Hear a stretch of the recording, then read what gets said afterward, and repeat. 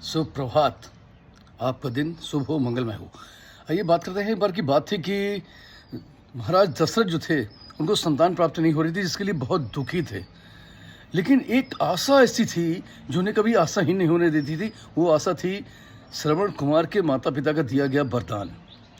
श्रवण कुमार के माता पिता ने महाराज दशरथ को वरदान दिया था कि जिस तरीके से पुत्र वियोग में मैं तड़प तड़प के मर रहा हूँ, इसी तरीके पुत्र वियोग में तड़प तड़प के तुम मरोगे। और उनको दशरथ को ये आशा थी, महाराज दशरथ ने को हमेशा ये होप थी कि ये जो श्राप है ये मेरे लिए फलीभूत जरूर होगा। इसका मतलब इस जन्म में मुझे संतान मतलब पुत्र प्राप्ति जरूर होगी। और इसका वर्णन जो है कालिदास रघुवंशम में किया गया हुआ है। ऐसे एक बार की बात है कि एक बार जब सुग्रीव सारे वानरों को सीता माता की खोज के लिए इधर उधर भेज रहे थे, पृथ्वी में चारों दिशाओं पे भेज रहे थे, तो हर दिशा के बारे में कौन सा देश पड़ेगा, कौन सी जगह पड़ेगी, कहाँ से जाना है, कहाँ से नहीं जाना है, ये भी बता रहे थे। जब ये सारी चीज़ें भगवान ने देखी तो भगवान बड़ा हतप्रभ थे कि पृथ्वी की भौगोलिक स्थिति के बारे में सुग्रीव को इतनी जानकारी कैसे। उन्होंने आखिर रहा ना गया, उन्होंने सुग्रीव से कहा कि तुमको पृथ्वी के बारे में इतनी जानकारी है कैसे है। उन्होंने मुस्कुराते हुए कहा कि भगवान, जिस समय मैं बाली के भय से पूरी पृथ्वी में इधर उधर घूम रहा था, शरण मांगने जा रहा था, तो मुझे कहीं शरण नहीं मिली, जिसके कारण मैंने पूरी पृथ्वी घूम डाली और मुझे ये भौगोलिक ज्ञान हो गया।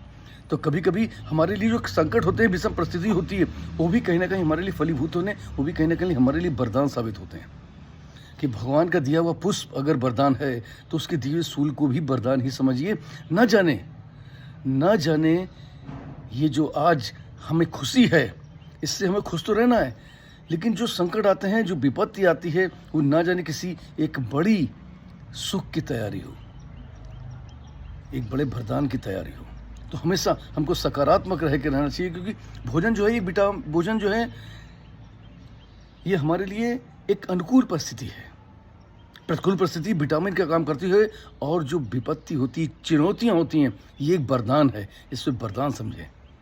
और इन तीनों चीज़ों को समावेश करके जब कोई पुरुष आगे बढ़ता है तो वही पुरुषार्थी कहलाता है। हमेशा सकारात्मक रहें, कभी भी विपत्तियों से घबराने की जरूरत नहीं है। विपत्तियाँ ठहरने वाली नहीं है। हो सकता है इनसे आपको और मजबूती मिले, और दृढ़ होकर के और मजबूत होकर के आप समाज के सामने, दुनिया के सामने खड़े हो सके।